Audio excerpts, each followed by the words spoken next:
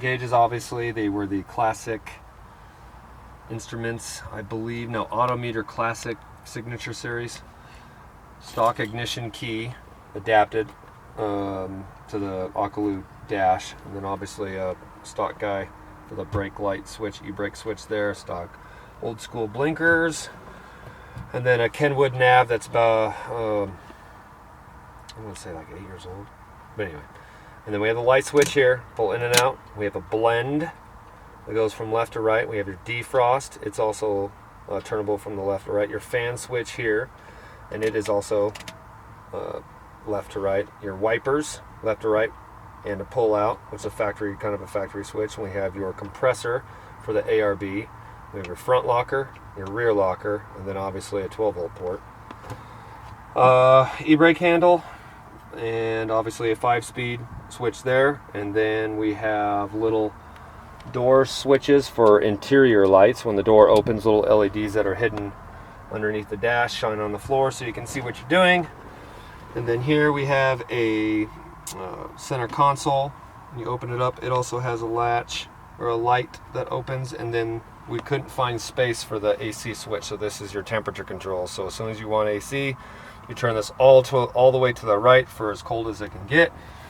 And then let's see, we got your hazard switches on the column. We've got your blinker on the column. We've got the tilt on the column as well. Your high-low for your headlights is down underneath the carpet mat right here. And let's see what else. Removable hardtop. You have your factory visors that are re-wrapped to match the leather that's in the headliner. All leather in the interior with red stitching. And then factory OEM door cards that were also matched for the leather. See, all of the electronical controls, fuse box and everything else is under here. And then the heat HVAC unit is in the center, and there's a cubby hole back here.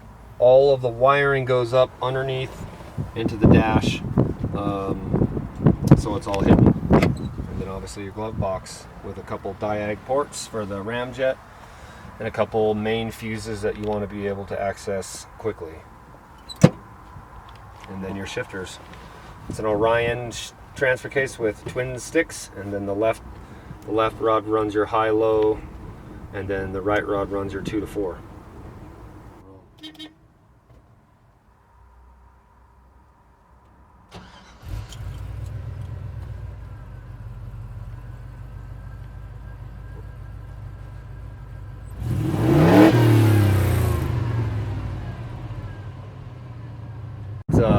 It's stock, crate motor, crate engine, MSD plugs, cast stainless large port ram horn exhaust manifold, sorry, and with custom valve covers and MSD wires, and just a really nice clean engine bay. We've got an Optima on its side.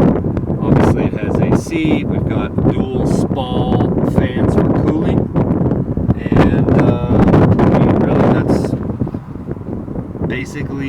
basically it. Stainless steel overflow, nice stainless vent for the engine, mini truck booster, 1-inch master cylinder, a industrial style air cleaner housing, so it doesn't have ramjets are notorious for leakage. Step on the bottom with an air filter, they have this crazy sucking sound, and we didn't want that, so we opted for that.